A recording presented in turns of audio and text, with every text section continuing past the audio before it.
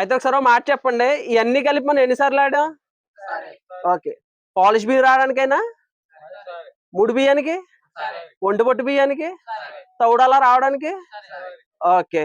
ఇదంతా single phase లో పనిచేసిందా, ఏదైనా పెద్ద 3 ఫేస్ లో వేసామా మనం? సింగిల్ ఫేస్ లోనే. మీ వెనకాల ఉన్న మిషన్ లోనేనా? ఓకే. హాయ్ ఫ్రెండ్స్, ఈ రోజు మనం అవనగడ్డ దగ్గరలో నాగలంక అనే గ్రామంలో అయితే సెపరేటర్ ప్లాంట్ ఇచ్చాం. అయితే ఇక్కడ డెమో వేసాం కస్టమర్ ఇంటికి మార్నింగ్ వచ్చి. సో డెమో వేసిన తర్వాత ఒకసారి కస్టమర్కి ఎలా అనిపించిందో ఒకసారి ఆల్మట్లో తెలుసుకుందాం. నమస్కారం అండి అందరికి.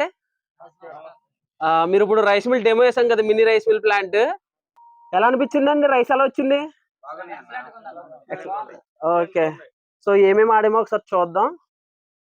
ఇది వచ్చి పాలిష్ రైస్ అనమాట, ఫుల్ పాలిష్. ఇది వచ్చి సెమీ పాలిష్. అలానే చూసుకుంటే ముడి బియ్యం అనమాట. సారీ, ఇవి full polish, semi polish. Semi polish లో ఇంకొంచెం తక్కువ పట్టు అనమాట.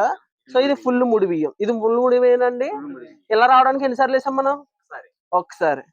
ఇది వచ్చేసి తౌడు అనమాట. చూసారు కదా తౌడు ఎంత మెత్తగా ఉందో. ఎలా ఉందండి తౌడు?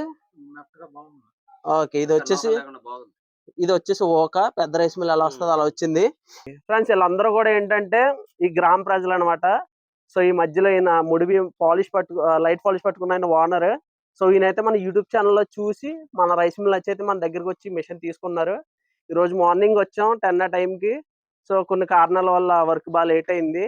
సో ఫైనల్లీ రిజల్ట్ అయితే బాగా వచ్చింది అనమాట. మిషన్ కూడా చాలా ఎలా వర్క్ చేసిందో ఆల్మాట్లో తెలుసుకుందాం. ఎలా అనిపించిందండి మిషన్ టోటల్లీ? ఓకే అండి. మీరు సాటిస్ఫై అయ్యారు అందరూ కూడా? ఓకే. పెద్ద రైస్ మిల్ ఎలా వచ్చింది అలానే వచ్చిందా? ఓకే అండి. Thank you. Okay sir, thank you.